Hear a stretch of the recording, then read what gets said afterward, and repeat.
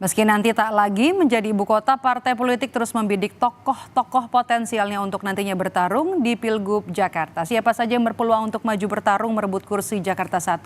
Kita bahas sore hari ini bersama dengan Ujang Komarudin, pengamat politik dari Universitas Al-Azhar. Kang Ujang, halo, selamat sore. Apa kabar? Halo, selamat sore, Mbak Maido. Alhamdulillah baik, Mbak. Alhamdulillah Ya, ya. Kang Ujang, pertanyaan pertama saya, apa yang membuat Jakarta tetap punya magnet bagi partai politik padahal nanti statusnya bukan ibu kota lagi? ya pertama karena IKN-nya itu kan baru. Jadi kalau baru itu belum tentu juga menjadi sebuah magnet yang baru bagi ibu kota. Kan banyak juga yang nggak ingin ke sana gitu, seperti anggota DPR juga nggak mau juga pindah gitu. Makanya Jakarta ingin jadi kota legislasi kan. Nah dalam konteks itu IKN tidak merta-merta menjadi magnet dalam konteks apa namanya politik, karena kita tahu bahwa di IKN tidak ada juga pilkada. Oleh karena itu magnet politiknya tetap ada di DKJ, daerah khusus Jakarta. Apa? Karena di sini masih pusat ekonomi, masih pusat pendidikan, melting pot, apa namanya tempat berkumpulnya semua suku bangsa ada di Jakarta. Tidak merubah juga, tidak serta-merta dengan apa namanya status peralihan ibu kota yang ke IKN itu lalu Jakarta tidak menjadi apa namanya magnet lagi dalam politik. Makanya hari ini kita melihat ya akhir-akhir ini jago-jago dari partai politik yang didorong, Turun, yang oke. diajukan karena begitu penting dan strategisnya Jakarta tetap pilkada Jakarta tetap masih menjadi rasa pilpres gitu, dan peluang nanti gubernur DKI Sekaligus bisa bisa juga jadi batu loncatan begitu Kang Ujang Anda menyebutnya? ya masih yang sama. Saya meyakini ya dalam konteks berapa 10 tahun terakhir ya ketika Pak Jokowi menjadi gubernur maju sebagai capres dan menang. Lalu Pak Anies juga baru-baru ini juga kandidat sebagai capres karena posisi gubernur gitu, walaupun berhenti ya ketika itu. Nah dalam konteks 2024 ini ketika nanti yang terpilih menjadi gubernur itu punya jembatan bridging apa namanya untuk bisa maju sebagai kandidat capres di 2029. Kenapa? Buktinya apa? Buktinya Ridwan Kamil pun mau. Mhm. Buktinya Ridwan Kamil pun didorong-dorong oleh Golkar karena begitu strategisnya Jakarta, maka ya perebutan bagi partai politik untuk bisa memenangkan kontestasi pilkada di DKJ begitu. Oke. Kalau kita lihat namanya, nama-nama populer ini kan juga muncul ya begitu. Bahkan seorang capres ada Anies Baswedan, kemudian juga yang disoroti ada Ridwan Kamil. Bahkan kemarin juga Ketua Umum Projo ini Budi Ari menyebut kalau Anies turun, RK juga bisa turun ya. Apa tanggapannya, Kang Ujang? Ya, karena gini, pertarungan itu tanpa Anies tidak menarik ya. Walaupun nanti ada RK, ada Sahroni misalkan, Mhm. ada Risma, lalu juga ada Ida Fauziah misalkan, ada Mardani dan lain-lain misalkan. Tapi kalau tanpa Anies itu tidak menarik. Kalau Anies yang maju masih maju gitu, ini menjadi lebih menarik karena persaingannya akan semakin ketat. Nah, kenapa Anies dianggap incumbent? Anies juga dianggap punya saham politik, punya investasi politik yang luar biasa di Jakarta. Oleh karena itu, tergantung nanti pilkada itu apakah Anies betul-betul maju atau tidak itu menjadi penting. Karena kalau Anies ada, ya maka persaingannya tadi akan ketat, Ridwan Kamil dan lain sebagainya. Tetapi kalau Aniesnya tidak maju, maka pertarungannya ya pertarungan di antara tokoh-tokoh yang baru, kandidat-kandidat baru yang memang ingin memperebutkan atau ingin menang di DKJ ya, pernah di kontestasi pilkada di 27 November nanti. Oke, di antara nama-nama populer Kang Ujang ada Anies, kemudian juga dari Ridwan Kamil, ada Risma, ada bendahara dari Partai Nasdem Sahroni. Menurut Anda siapa yang paling berpeluang? Kalau saya kan ada standarnya Mbak, ada ukurannya, ada parameternya. Apa? Standarnya saya secara sederhana selalu saya katakan ada tiga. Pertama itu popularitas. Nggak mungkin juga tokoh yang didukung, yang diusung tidak populer gitu. Yang kedua standar elektabilitas. Elektabilitas itu menjadi standar siapa yang akan unggul, siapa yang akan menang. Di mana-mana dalam kontestasi langsung itu standar ukuran baku ya dalam konteks pemenangan pilkada maupun pilpres dan pileg adalah standar elektabilitas. Siapa yang memiliki elektabilitas yang tinggi ya dia punya peluang yang menang yang besar, yang tinggi pula. Yang ketiga ada standar isi kas, seberapa besar sumbangan, dukungan kekuatan finansial ya, atau kekuatan rupiah yang ada pada kandidat itu. Paling Mhm. tidak tiga itu yang bisa saya lihat, saya nilai nanti siapa yang bisa unggul, siapa yang bisa apa Balik lagi namanya ke logistik kuat berarti ya. begitu.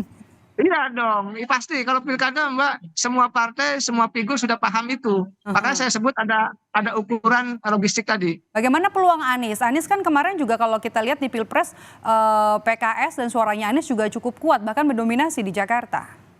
Ya, makanya saya sebut tadi kalau Anies itu maju, maka pertarungannya semakin ketat dan Oke. Anies masih punya peluang tadi punya Mhm. investasi politik yang besar di 5 tahun terakhir. Jadi kalau Anies maju ya kemungkinan besar ya tadi peluangnya ada lah kira-kira begitu. Mhm, oke. Kekuatan figur penting menurut Anda di Pilgub Jakarta ini dibanding parpol, jadi figurnya lebih kuat daripada parpolnya. Setuju nggak sih, Kang Ujang? Ya, ya sepakat itu kan hasil survei ya. Survei saya Mhm. juga IPR Indonesia Political Review mengatakan itu. Bukan hanya di pilkada ya di pilpres itu sama. Figuritas menjadi faktor utama yang menjadi apa namanya unsur ya apa namanya pihak pemilih itu memilih. Jadi bukan partainya, bukan partainya, tetapi figurnya. Oleh karena itu yang didorong adalah figur-figur yang kuat tadi, yang memiliki popularitas, elektabilitas dan isitas yang kuat. Oleh karena itu setiap figur harus diukur dengan standar-standar tadi kalau saya melihatnya begitu dan partai politik sangat paham itu. Partai hanya menjadi tiket atau jembatan atau bridging ya ataupun perahu bagi kandidat untuk daftar ke KPU seperti itu. Sedangkan untuk pemenangannya sendiri itu lebih banyak kepada soal kehebatan dari sang figur atau sang kandidat tersebut. Tokohnya ya. Oke, kalau gini, Kang Ujang, hampir sebenarnya tidak mungkin ada parpol yang bisa maju sendiri. Artinya harus ada koalisi. Anda melihat Pilgub Jakarta ini siapa saja yang akan berkoalisi dengan PDI Perjuangan, PKS, Gerindra dan juga Golkar, Kang Ujang? Ya, posisinya hari ini masih dinamis, masih cair ya, masih sedang mengintip kekuatan masing-masing. Saat ini kan baru apa namanya Partai Golkar yang akan survei ya terkait dengan 3 kandidat di DKI kan Golkar mendorong 3 nama Ridwan Kamil, Ahmad Zaki dan apa namanya Erwin Aksa. Nah disitulah nanti siapa yang didorong oleh Golkar mereka dari ketiga itu yang memiliki elektabilitas yang tinggi. Nah dari situlah nanti akan ditarungkan ya dengan kekuatan-kekuatan kandidat yang lain. Nah, saya melihat ya nanti kita lihat semuanya masih dinamis soal koalisi itu, semuanya masih belum bisa dibayangkan, masih bisa belum diprediksi karena kekuatan elektabilitas dari kandidatnya pun belum kelihatan. Nanti baru kalau ada lembaga survei yang objektif, yang kredibel, mempublish elektabilitas, maka akan kelihatan loh siapa berpasangan dan siapa partai politik mana akan berkoalisi dengan partai politik yang lain begitu. Sosok populer atau track record yang mana sebenarnya dipilih oleh warga Jakarta kalau Anda lihat, Kang Ujang? Ya, masyarakat sih sangat cerdas ya, apalagi warga Jakarta ya sangat well informed ya, sangat kuat terkait dengan informasi dan Mhm. sangat cerdas dalam konteks memilih. Maka basis rasionalitas itu akan penting. Kan ada basis emosionalitas, Mhm. artinya apa sosiologis ya, ada basis rasionalitas. Nah, saya Mhm. melihat warga Jakarta masih rasional dalam konteks memilih kandidatnya itu. Tetapi Artinya kalau memang populer tapi track recordnya nggak bagus juga belum tentu bisa gitu? nah, belum tentu, karena tadi Oke. harus ada investasi politik, harus ya punya hal-hal yang dibutuhkan oleh warga Jakarta begitu untuk bisa dipilih. Mhm, oke. Kalau menurut Anda, Kang Ujang, analisa dari Anda, mungkinkah Anies ini maju kembali ke Jakarta? Nah, kalau iya, kalau iya parpolnya lewat mana nih nanti Kang Ujang? Kan PKS bilang mau memajukan kadernya nanti untuk Pilgub Jakarta. Ya, saya dengar Nasdem yang sudah membuka diri ya, Pak Surya Paloh sudah mengatakan kalau Anies mau akan didorong begitu.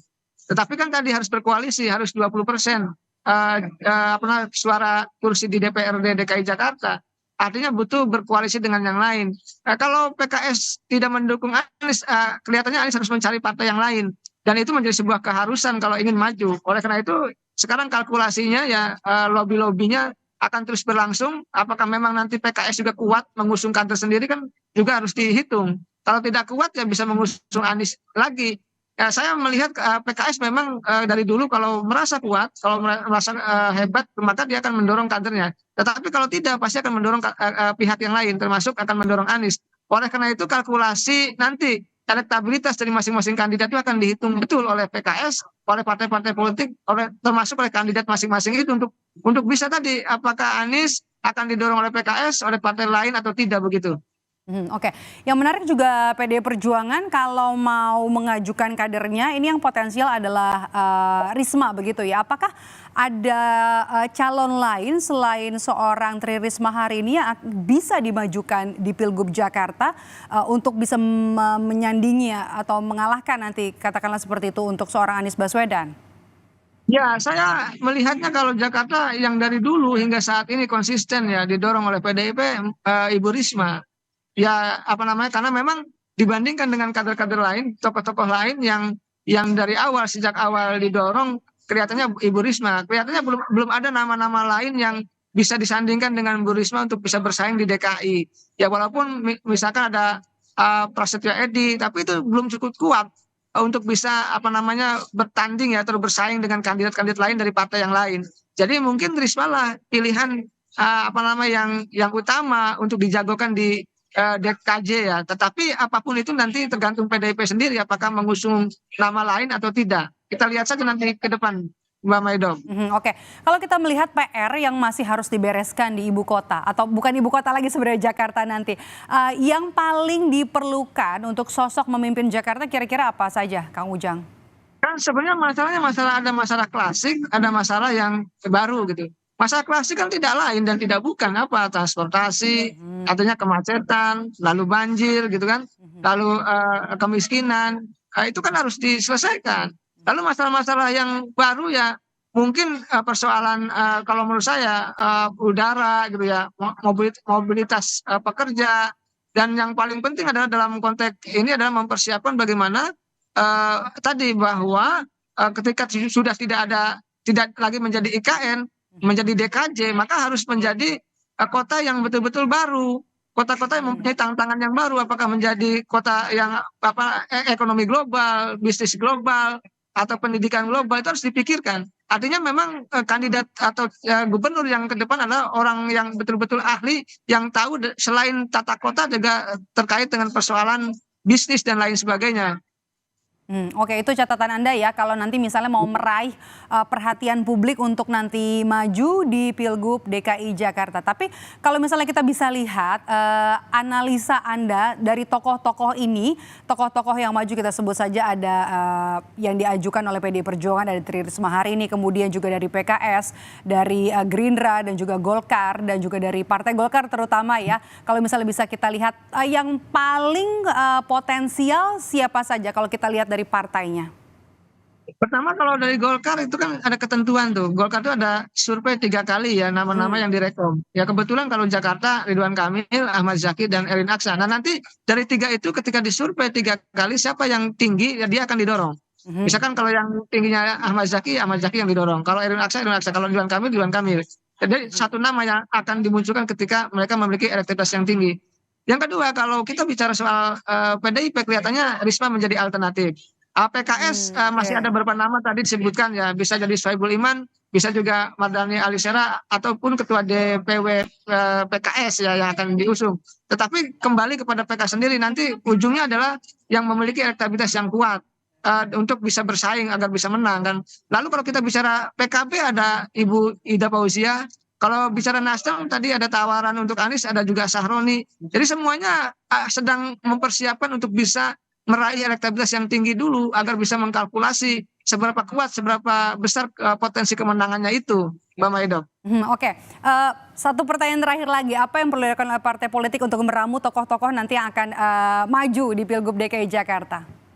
Ya sebenarnya yang paling efektif adalah membantu masyarakat yang sedang susah. Ketika masyarakat sedang susah, hadir di tengah-tengah masyarakat itu ada tindakan-tindakan, ada perbuatan-perbuatan yang dilakukan oleh partai politik maupun kandidat itu yang memang menjadi investasi politik yang sudah dikenal, yang sudah katakanlah mengkristal di masyarakat. Oh misalkan tokoh A ini jasanya ini, tokoh B jasanya ini, itu menjadi penting. Kenapa? Karena masyarakat sangat rasional mengkalkulasi siapa yang akan dipilihnya itu. Jadi siapa yang pernah menolong, siapa yang pernah membantu, siapa yang punya investasi politik, itu punya peluang yang besar juga untuk bisa memenangkan kontestasi. Siapapun mereka begitu. Nah, oleh karena itu meramu agar tokoh-tokoh itu hadir, agar terus jalan hadir di ibu kota, artinya tidak hanya sekedar pencitraan, lalu menanam investasi politik itu menjadi sebuah keharusan yang harus dibangun oleh partai politik maupun oleh kandidat yang bersangkutan agar memang ada ikatan, bukan hanya ikatan batin, tetapi nanti ke depan dalam konteks ikatan batin itu mereka juga rasional memilih bahwa selain mereka tadi ya dekat, selain baik, ya mereka juga punya tadi investasi politik yang sudah diberikan kepada warga Jakarta. Oke, Pilkada DKI Jakarta ini masih menarik karena juga sekaligus jadi batu loncatan dan juga bisa menjadi barometer politik nasional nantinya untuk karena beberapa yang sudah lulus di DKI 1 bisa melaju di RI 1. Terima kasih sudah bergabung bersama kami pengamat politik dari Universitas Al Azhar Ujang Komarudin. Sehat selalu, Kang Ujang.